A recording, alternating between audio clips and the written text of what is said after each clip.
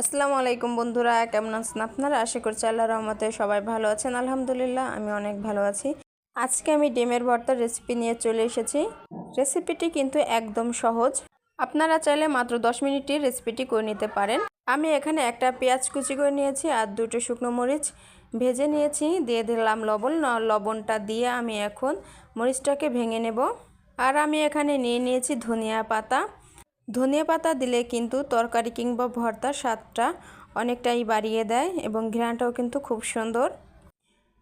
শুকনো মরিচগুলোকে আমি কিন্তু হাত দিয়ে ভালো করে গুঁড়ো করে নিয়েছি। এখন আমি পেঁয়াজগুলোকে আমি ছাড়িয়ে নেব।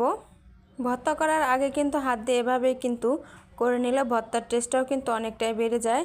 এভাবে করার কারণে পেঁয়াজটা কিন্তু একটু নরম হয় আর এর স্বাদটাও বেশি ভালো আসে। আমি পেঁয়াজটার সাথে মরিচটা ভালোভাবে মিশিয়ে দিয়েছি, ধনিয়া পাতাগুলো আমি ভালোভাবে মিশিয়ে দিয়েছি।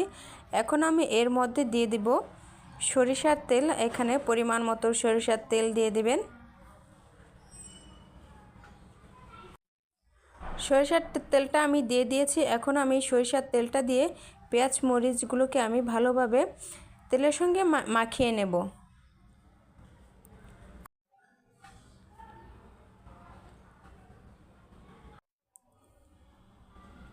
আর এদিকে কিন্তু আমি দুটো ডিম নিয়ে নিয়েছি, দুটো ডিম আমি সিদ্ধ করে নিয়েছি। এখন ডিম দুটোকে আমি ভালোভাবে হাত দিয়ে ভেঙে দেব। এই রেসিপিটা কিন্তু একদম সহজ, আপনারা কিন্তু খাওয়ার 10 মিনিট আগে রেসিপিটি করে নিতে পারেন, কোনো অসুবিধা হবে না। এদিকে আমরা কিন্তু ডিমটা সিদ্ধ উঠিয়ে দিয়ে কিন্তু মরিচ পেস্টটাকে আমরা রেডি করে নিতে পারি। ডিমটা সিদ্ধ হয়ে গেলেই কিন্তু আমরা করে নিতে পারবো রেসিপিটি। আর এই ডিমের এই ভর্তাটা যদি একবার খেয়ে দেখেন তাহলে কিন্তু এর স্বাদ ভুলতে পারবেন না। সত্যি এর স্বাদ কিন্তু অসাধারণ, না খেলে কিন্তু বুঝতেই পারবেন না।